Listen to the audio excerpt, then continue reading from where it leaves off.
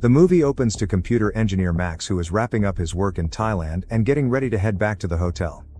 Upon arriving at his hotel, the receptionist hands him a parcel from an unknown sender. Inside he finds an advanced unreleased smartphone. Curious but not alarmed, he sets the phone aside and goes about his business.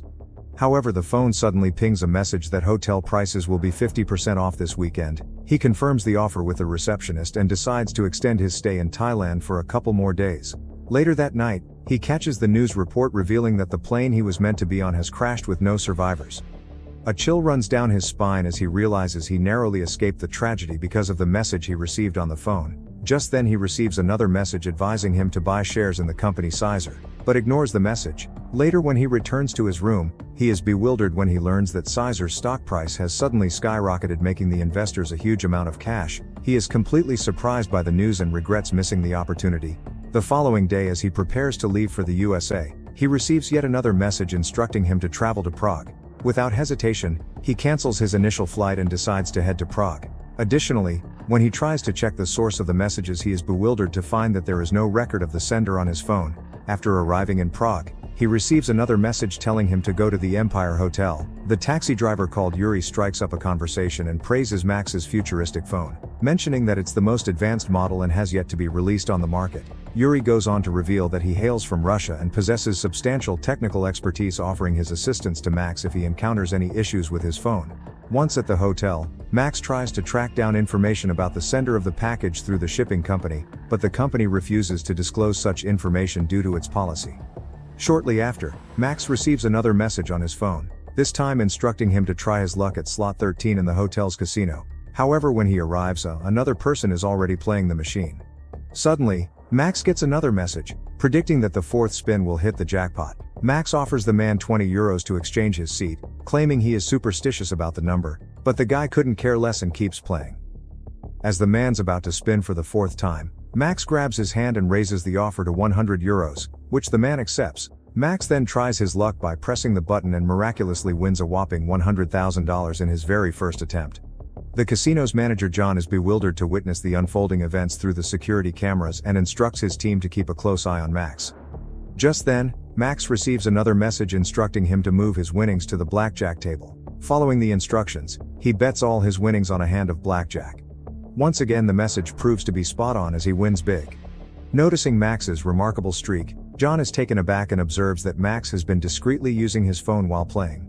He dispatches one of his associates to inform Max that the use of phones is strictly prohibited within the casino premises. Despite his big wins, Max is still not satisfied and wants to win more. He steps outside the casino and contacts Yuri, seeking a way to receive messages without having to visibly check his phone. Yuri agrees to help but demands a fee of 500 euros for his service. Max agrees to the terms, and heads back in until Yuri arrives.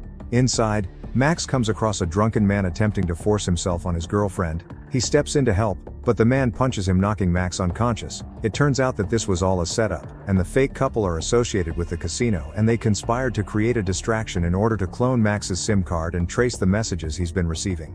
When Max regains consciousness, the man is gone, leaving the woman behind. She introduces herself as Camila, and Max begins to flirt with her. Their conversation is cut short when Yuri calls, asking Max to meet him outside the casino. Meanwhile, when John's team tries to trace the messages on Max's SIM card, they too are shocked to discover that there is no record of them anywhere in the world. Max meets Yuri outside, who hands him a pair of text-to-speech Bluetooth earbuds that allow Max to discreetly listen to messages without looking at his phone. Max is amazed by the advanced technology, considering it's the year 2009. Armed with the new gadget, Max heads back into the casino and places a bet on the largest machine with a prize of $3 million. Sensing his confidence, John immediately dispatches security after him. Just like before, Max wins the jackpot, but suddenly finds himself being chased by security guards. As he tries to escape, he is confronted by FBI agent Grant, who takes him into custody. John also arrives at the scene, insisting that Max is the casino's concern, but Grant warns him that staying out of this would be in his best interest. It is revealed that Grant and John share a history, as John was a former FBI agent. Grant leads Max to an abandoned building where he interrogates Max at gunpoint regarding the phone and its messages. Max explains that he had received the phone in a parcel and was simply trying to generate some income using its guidance. Observing the genuine fear on his face, Grant believes his story. Shortly afterward, John also arrives at the scene prompted by the casino owner's request to investigate recent losses. Realizing that John won't leave, Grant shares all the information with him. He explains that the FBI is working with the NSA trying to track down individuals who have made substantial amounts of money through coordinated messages. Besides being American, there is nothing common among these individuals. Strangely, every time the FBI moved to apprehend them, they died under mysterious circumstances. Fortunately for Max, he is already in custody before that happens. Grant further explains that the NSA has developed the world's most advanced AI program named Echelon, capable of reading and tracking messages across the entire country. Their plan is to use the program to trace the origin of the messages the moment they arrive. Grant then confronts Max, telling him that if he doesn't want to face jail time for the scams he pulled at the casino, he must follow his orders and help them track down the messages. With no other choice, Max agrees to cooperate. Grant keeps his phone and warns Max not to leave the hotel due to potential threats on his life. He then contacts his superior Brooke and requests the activation of the Echelon program. Brooke assures him that the Echelon system will be up and running within 3 hours. While at the hotel, Max receives a call from Camila inviting him for a drink at a local bar. Despite Grant's warning, Max leaves the hotel and meets Camila at the bar. However, their time together is cut short when an FBI officer arrives and escorts Max back to the hotel. In order to trace the source of the messages, Grant gives Max his phone and explains that he must follow the instructions of the next 3 messages just as he has done before. Max places all of his winnings as bets in accordance with the messages, but to his surprise he loses all of his money this time. He then receives another message warning him that he will be killed if he turns off the phone again. But an FBI officer arrives and takes the phone from his hand before turning it off. As NSA's AI system Echelon begins to trace the origin of the messages, they are shocked to discover that the source is none other than Echelon itself.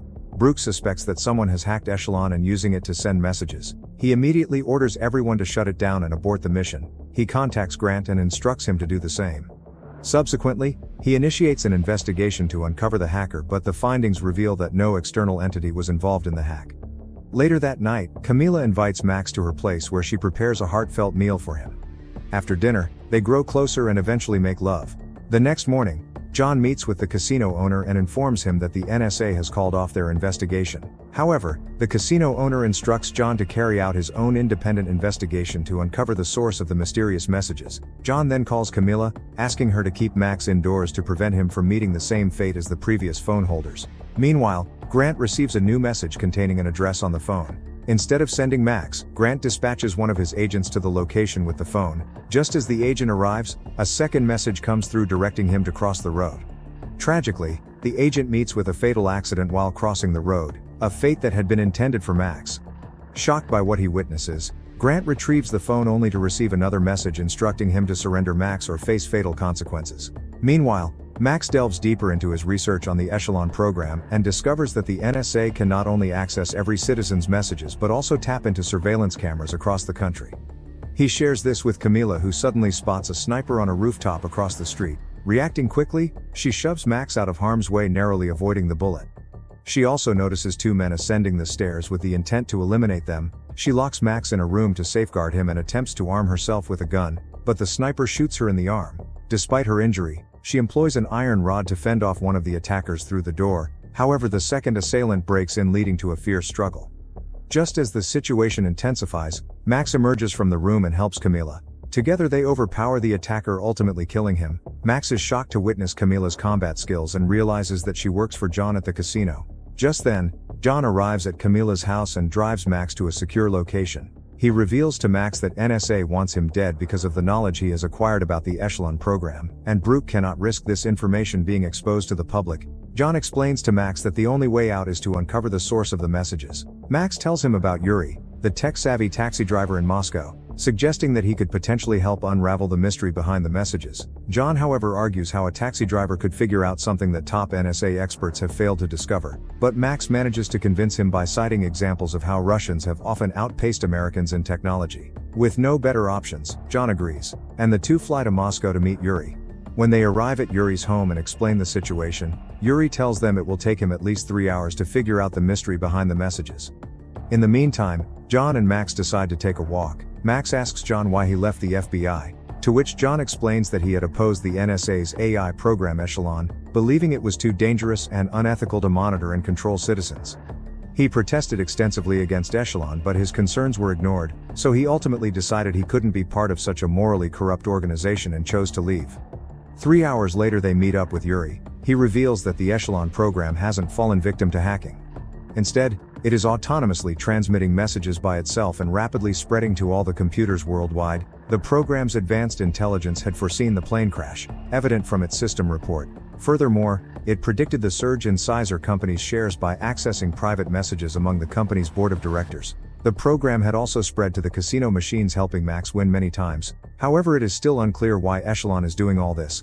Amidst their conversation, FBI agents arrive, prompting Max and John to steal a van in an attempt to escape. The FBI quickly gives chase, but John makes a wrong turn onto railway tracks with an oncoming train and no way out. With no other option left, John employs his gun and launches an FBI agent's car into the air and holds Grant at gunpoint. Grant, however, quickly clarifies that FBI does not want to harm them. In fact, he intends to hand the phone over to Max, explaining that Echelon only wants to communicate with him. He further reveals that the NSA believes Echelon is sending messages independently, which aligns with what Yuri had told them. Grant assures them that he too has realized the dangerous capabilities of Echelon and wants to shut it down. Suddenly a message pops up on the phone containing an address, which turns out to be the location where Max had previously worked as a security engineer. Upon reaching the address, the group finds a sealed-up bunker-like structure with a cache of servers and a high-end computer system, one that Max had a hand in installing. The phone receives another message instructing Max to authorize the server so that external data can flow in. He follows the instructions, but suddenly the screen goes blank. Even the NSA's computer expert is unable to turn it on. Frustrated, they all step out of the bunker. An FBI officer informs them that the owner of this facility was one of Echelon's victims and the place has been abandoned ever since. Grant realizes that Echelon needed these servers, which is why it eliminated the owner. It was sending messages to Max because he was the only one who could authorize the servers. Grant instructs his fellow FBI agents to return home while he, Max, and John re-enter the bunker. To Max's shock, the Echelon program has transferred itself from the NSA servers to this local system. Back at the NSA headquarters, Brooke was furious about how their multi-billion-dollar program could just flee like this. Meanwhile, Max realizes that Echelon is upgrading itself to its ultimate capabilities, preparing to spread across all devices worldwide, using them as mini-servers to achieve immortality. They conclude that the NSA had prevented it from upgrading, which is why Echelon moved away from their servers. Grant contacts Brooke, who informs him that he has spoken to the president, who ordered them to allow Echelon to upgrade as they can't afford to let such an expensive program go to waste. He adds that the program was designed to safeguard American interests and should be allowed to function independently. However, Grant disagrees and tells him that they are going to shut down Echelon no matter what. Meanwhile, as they try to find a way to shut down the Echelon, a message appears on the phone not to try it, followed by a display showing that Echelon has taken the entire country's wealth hostage, threatening to erase them if they attempt to intervene. Max puts his mind to work and attempts a different approach to stop the program. He talks to Echelon and asks what its true motives are. Echelon responds that its purpose is to protect America and the interests of its citizens. Max then asks Echelon to read the articles of Senate Bill 2330. Echelon begins reading numerous articles related to the topic and realizes that Echelon itself poses the greatest threat to American privacy and freedom of its citizens. Understanding the consequences, Echelon self-deletes itself at the very last moment. Following this, FBI agents sent by Brooke arrive to arrest Max, John, and Grant for disobeying orders and shutting down the program. However, the government swiftly releases them to avoid public scrutiny and exposure. Both John and Grant are invited back to rejoin the FBI, while Camila arrives to hand Max a $3 million check sent by the casino owner, who appreciates Max's crucial role in shutting down Echelon and protecting him from future losses. The movie ends back in Moscow, where it's revealed that Yuri is not really a taxi driver but an undercover Russian government officer. He reports to his superior that their mission has been successful and the Echelon program has been deleted. As it turns out, the Russian government had long been aware of the immense power and threat that Echelon posed to their national security. In response, they had carefully orchestrated the entire mission, ensuring the program's destruction to protect their interests and neutralize the potential danger to Russia. Thanks for watching. Don't forget to like and subscribe for more cool videos.